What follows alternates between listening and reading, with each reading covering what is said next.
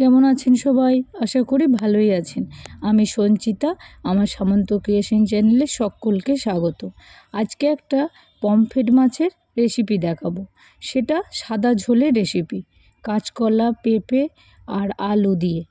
প্রথমে কড়াইয়ে তেল দিয়ে পমফ্রেট মাছগুলো নুন হলুদ মাখিয়ে ভালো করে ভেজে নেব।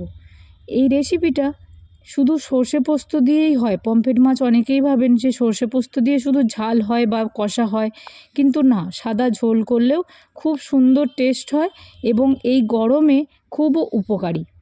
তো প্রথমে মাছগুলো ভালো করে নুন হলুদ মাখিয়ে ভেজে নিয়ে তুলে রেখে দেব।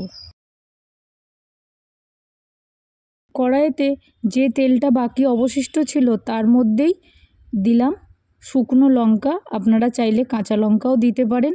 আমার কাছে এই মুহূর্তে কাঁচা লঙ্কা ছিল না, সেই জন্য আমি শুকনো লঙ্কা দিলাম, একটু কালো জিরে ফোড়ন দিলাম আর তেজপাতা দিলাম। আর যে কেটে রাখা সবজিগুলো ছিল সেগুলো দিয়ে দিলাম। সেগুলো ভালো করে ভেজে নিয়ে তারপরে দিলাম হলুদ, নুন হলুদ দেওয়ার পর ভালো করে ভাজবো। একবার ভালো করে ভেজে নিয়ে চাপা দিয়ে রেখে দেবো। তারপর আমি এতে দেব আদার রস। আদাটা আমি চিপে রস বার করে রেখেছিলাম। তারপরে দিলাম জিরে গুঁড়ো 1 চামচ, 1 চামচ ধনিয়া পাউডার। এটাও দিয়ে ভালো করে এবার কষাতে থাকবো। যতক্ষণ না পর্যন্ত কষানো হচ্ছে ততক্ষণ আমি ভালো করে নাড়ব। গরম জল আমি সব রান্নাতেই ব্যবহার করি, কারণ গরম জল দিলে কি হয়, তাড়াতাড়ি সেদ্ধ হয়ে যাওয়ার ব্যাপারটাও থাকে আর টেস্টও খুব ভালো আসে। দেখুন কষানো হয়ে গেছে, আমি এবার গরম জলটা দিয়ে দিলাম। দিয়ে দেওয়ার পর সেদ্ধ হওয়ার জন্য ঢাকা দিয়ে আবারও রেখে দেব।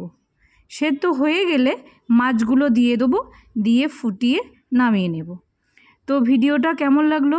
যদি ভালো লাগে তাহলে কিন্তু অবশ্যই একটা লাইক করতে হবে, কমেন্ট করতে হবে আর শেয়ার করতে হবে। আর আমার পেজটাকে ফলো করতে হবে।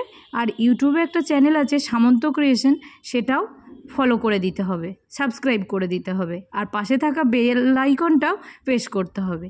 তাতে আমি যখন কোনো নতুন ভিডিও দেব তাহলে আপনাদের কাছে তাড়াতাড়ি চলে আসবে। By friends.